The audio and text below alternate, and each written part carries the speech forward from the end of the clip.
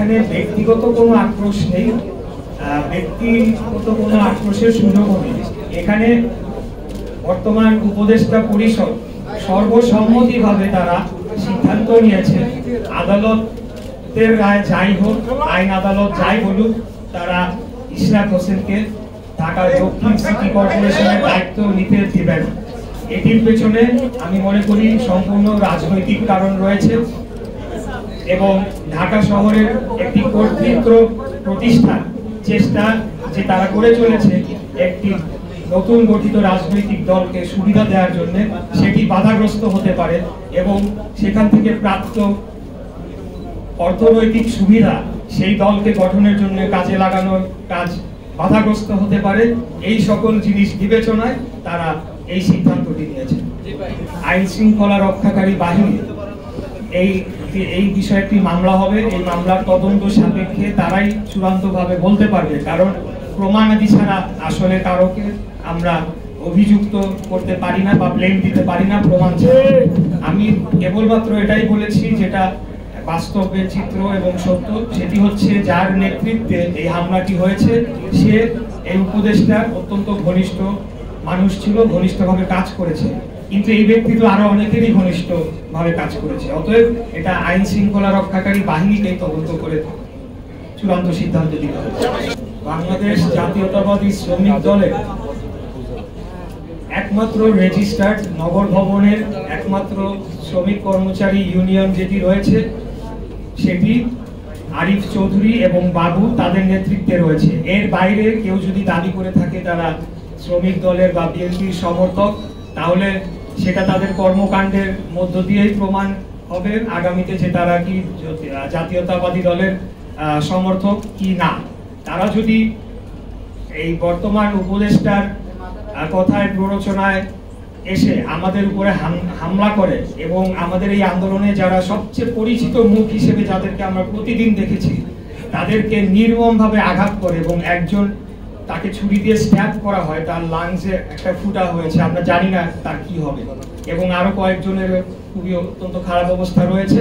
তো তাই আমি বলবো যে তাদের যে কর্মকাণ্ড সেটি বলে দেয় তারা দোসরের আচরণ করছে নাকি আমাদের সমর্থকের ভূমিকা পালন করছে।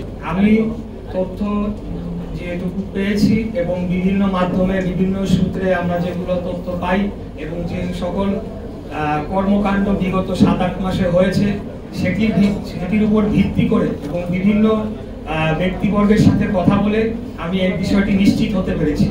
এর সপক্ষে প্রমাণাদি জোগাড় করে সেটিকে আদালতে প্রমাণ করার দায়িত্ব আমার নয়, এটি আইন শৃঙ্খলা রক্ষাকারী বাহিনী। দ্বিতীয় কি জানি বলছেন ভাই?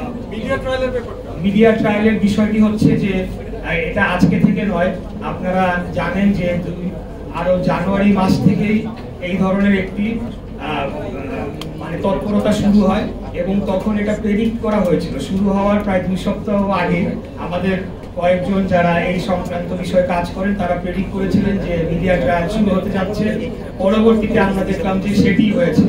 এখানে লক্ষ্য করতে হবে যে বিগত দিনে মিডিয়ার ভূমিকা এবং মিডিয়ার মালিকরা কারা ছিলেন, কারা মিডিয়ার মালিকানা পেয়েছেন, উনি হাসিনার আমলে কাদেরকে মিডিয়ার মালিকানা দেওয়া হয়েছে, তারা কি ভূমিকা পালন করেছে, তাদের বক্তব্য শেষ দিন পর্যন্ত কি ছিল, এমনকি 3 তারিখেও তারা কি ধরনের বক্তব্য দিয়েছে। অতএব মিডিয়া ট্রায়ালের মুখোমুখি যে আমরা হচ্ছি এটা অস্বাভাবিক কোনো ঘটনা নয়, কারণ সব জায়গাতেই কিন্তু তারা রয়ে গিয়েছে, তাদেরকে কিন্তু এখনো সেভাবে শুদ্ধি অভিযান বা যেটি বলেন আপনি, যার মাধ্যমে এরকম সাংবাদিকতা যেটিকে হলুদ সাংবাদিকতা বলা যায় বা একপাক্ষিক সাংবাদিকতা, সেটি কিন্তু নিরসন করা যায় না, তারা রয়ে গিয়েছে।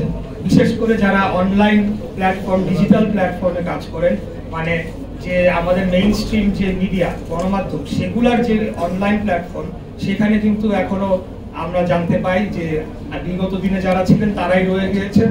এবং যেহেতু সোশ্যাল মিডিয়া এখন একটি বড় মাধ্যম, সেখানে ফটো কার্ডের মাধ্যমে বিভিন্ন বিভ্রান্তিমূলক তথ্য ছড়িয়ে আমাদেরকে বিএনপিকে মিডিয়া ট্রায়ালের মুখোমুখি করা হচ্ছে। এমন ঘটনা আমি অনেক দেখেছি, বিএনপি নেতা ছাগল চুরি করলেন, বিএনপি নেতা দোকান লুট করলেন, কিন্তু লিঙ্কে ক্লিক করে দিয়ে আর পাওয়া যাচ্ছে না যে সেই বিএনপি নেতাটিকে কোন গ্রামের কোন ইউনিয়নের কোনো এক ব্যক্তি তাকে বানিয়ে দেওয়া হয়েছে বিএনপি নেতা, কিন্তু জিনিসটা সার্কুলেট হচ্ছে। এটা আমি একটা উদাহরণ দিলাম। এর বাইরেও আমি ব্যক্তিগতভাবেও মিডিয়া ট্রায়ালের শিকার হয়েছি। এই বিষয়ে আমি আর বিস্তারিত বলবো না, এটা হচ্ছে, এটাই বাস্তবতা। কিন্তু পাশাপাশি এও বলতে চাই, এটা একটা অংশ, আর মিডিয়ার আরেকটা অংশ আমাকে তারা বুকে আগলে রেখেছে, তারা সব সময় আমাকে প্রোটেকশন দিয়েছে এবং তারা সত্যটি তুলে ধরার চেষ্টা করেছে। যখনই আমি তাদেরকে ডেকেছি তখনই আমি তাদেরকে পাশে পেয়েছি, এটিও আমার স্বীকার করি।